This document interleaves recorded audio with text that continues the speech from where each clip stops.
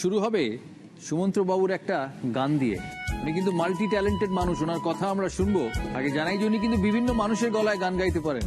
কিছুদিন আগে স্বপ্ন দেখলাম কিছু গায়ক এবং গায়িকা একসাথে পিকনিক করতে গেছেন।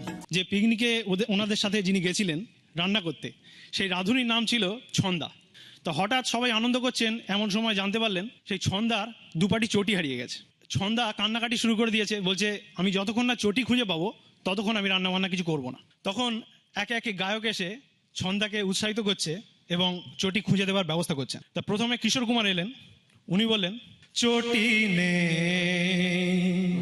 ভাবতেই ব্যথায় ব্যথায় মন ভরে যায়, যেই ভাবি আর ছন্দার পায়ে চটি নেই, চটি নেই, চটি নেই।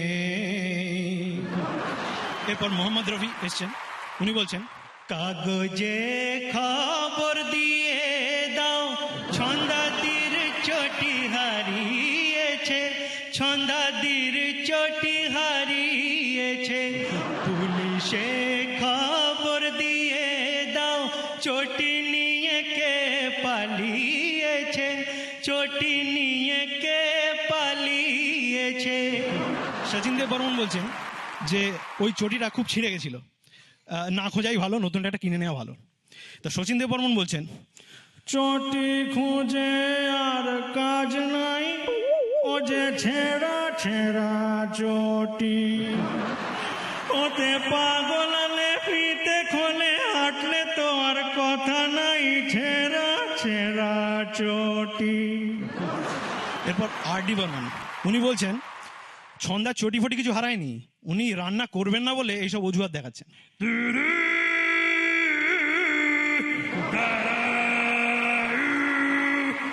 কান্না থামা, কান্না থামা, চোখের জলে ভিজলো জামা, নিজের চটি নিজে লুকিয়ে রেখে কেন করছিস ড্রামা।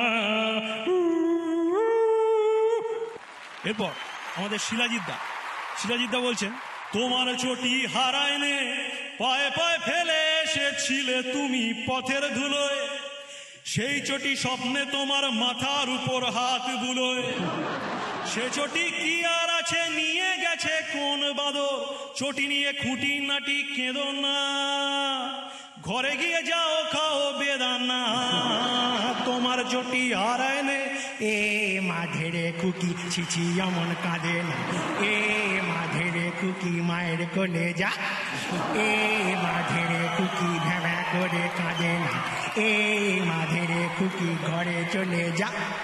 এরপর রামকুমার চট্টোপাধ্যায় দেখতে পেয়েছেন একটা কুকুর চটিটা নিয়ে গিয়ে পুকুরের ধারে চিবোচ্ছে।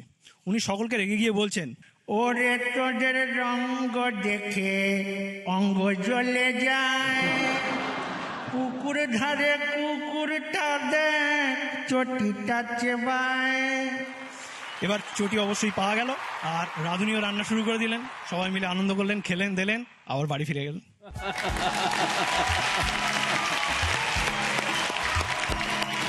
আপনি একজন পোস্টাল এজেন্ট? হ্যাঁ দাদা, আমি একজন পোস্টাল এজেন্ট এবং এজেন্সি হিসেবে যা কাজ করি এবং তার পাশাপাশি লোককে হাসাই, হাসতেও বলি, এরকম আনন্দ দিয়ে আমি বহু স্টেজ শোয়ে পারফর্ম করেছি। হাওড়ায় থাকেন? হাওড়ার কদমতলায় থাকি। হাওড়া কদমতলা।